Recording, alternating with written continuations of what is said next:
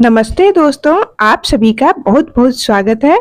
दोस्तों, आज हम आपके साथ अपराजिता के फूल के बारे में जानकारी देने वाले हैं।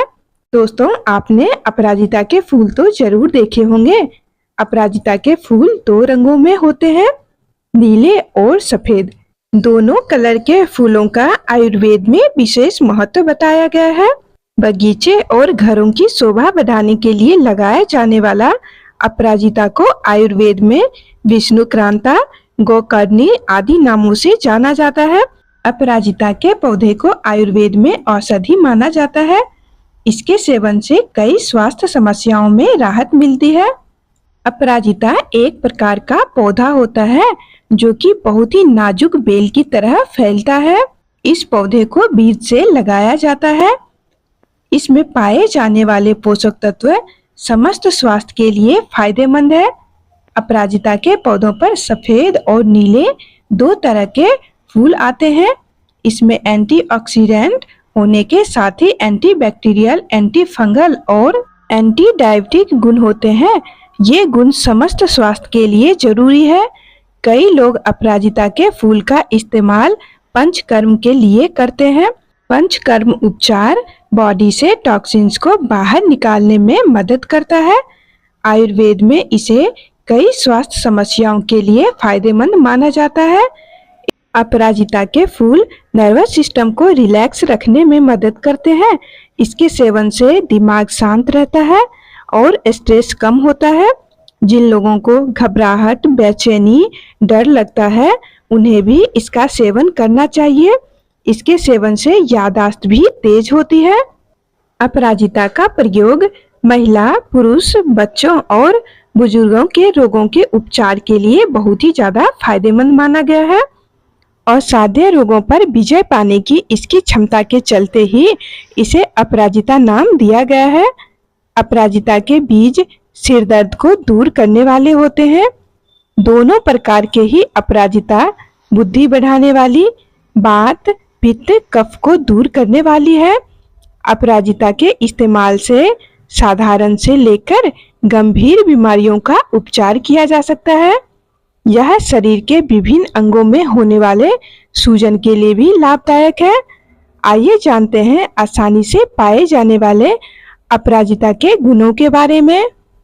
अपराजिता का पौधा झाड़ीदार कोमल बेल की तरह होता है। इस पे फूल विशेषकर बरसात के मौसम में आते हैं। इसके फूलों का आकार गाय के कान की तरह होता है, इसीलिए इसको गौकर्णी भी कहते हैं। अर्धकपारी या माइग्रेन के दर्द में अपराजिता का प्रयोग किस तरह से करना है वो हम जान लेते हैं। अपराजिता की फली, बीज और जड़ तीनों को बराबर मात्रा में लेकर पानी के साथ पीस लें और अच्छी तरह से कपड़े में सभी को डालकर छान लें और इसकी कुछ बूंदें नाक में लेने से अर्धकपारी या फिर माइग्रेन में काफी लाभ मिलता है। इसकी जड़ को कान में बांधने से भी लाभ होता है। अपराजिता के सेवन से आंखों की समस्या भी दूर होती है।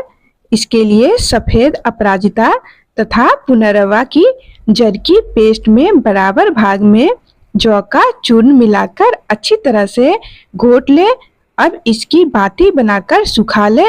इस बाती को पानी में घिसकर आंखों में लगाए काजल की तरह। इससे आंखों की समस्या में बहुत ही ज्यादा फायदा होता है। अगला फायदा है स्किन को हेल्दी रखने में। स्किन को हेल्दी और स्मूथ रखने के लिए अपराजिता के फूल बेहद ही फायदेमंद है। इनके सेवन से बॉडी डिटॉक्स होती है और टॉक्सिन्स बाहर आते हैं। इससे त्वचा की रंगत भी निखरती है। यदि आपको एक्ने की समस्या है तो अपराजिता के फूलों की चाय पीने से आपको काफी फायदा मिलेगा। अपराजिता के फूलों से बुखार भी कम होता है। बुखार होने पर भी अपराजिता के फूलों की चाय पीने की सलाह दी जाती है। यह शरीर का तापमान कम करने और बॉडी इन्फेक्शन से लड़ने में मदद करती है। इसके सेवन से शरीर में वात, पित्त भी संतुलित रहता है।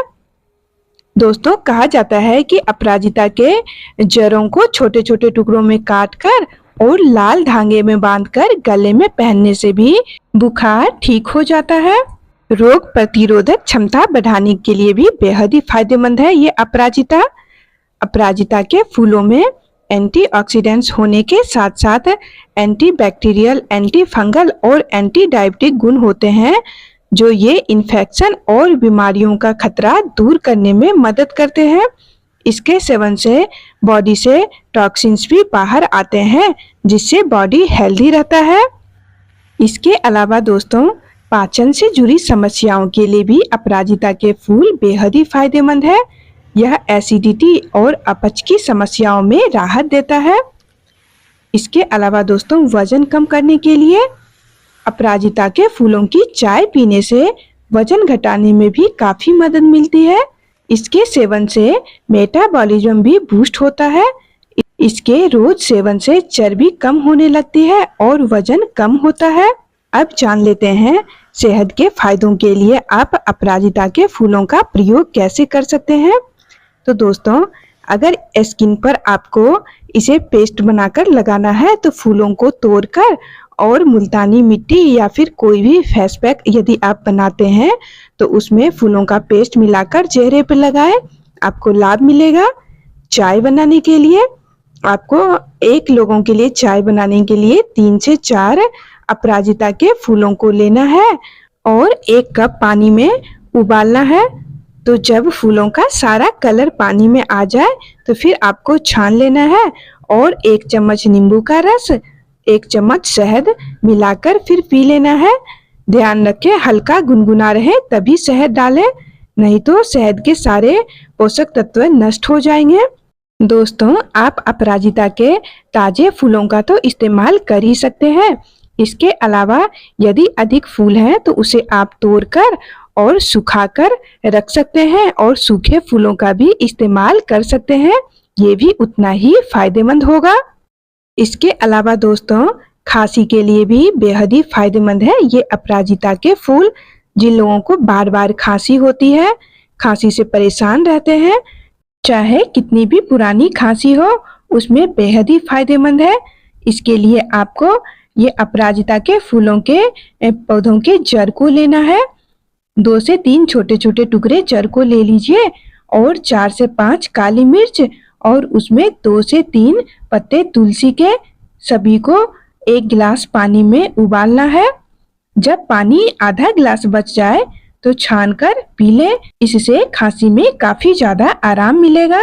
और जिनका टॉन्सिल बढ़ा हुआ है वे अपराजिता और अमरूद दोनों के पत्ते को बराबर मात्रा में लेकर और पानी में उबालकर उससे गरारे करें।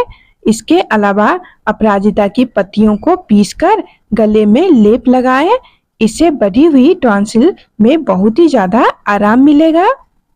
और जो लोग जलोदर, अफारा व पीलिया की शिकायत से परेशान है, वो अपराजिता की जड़ की माला बनाकर धारण करें, इससे जलोदर, अफारा व पीलिया की परेशानी में बहुत ही ज्यादा आराम मिलेगा। तो दोस्तों, ये थी अपराजिता के फूल, पौधों और जड़ों के बारे में कुछ जानकारी।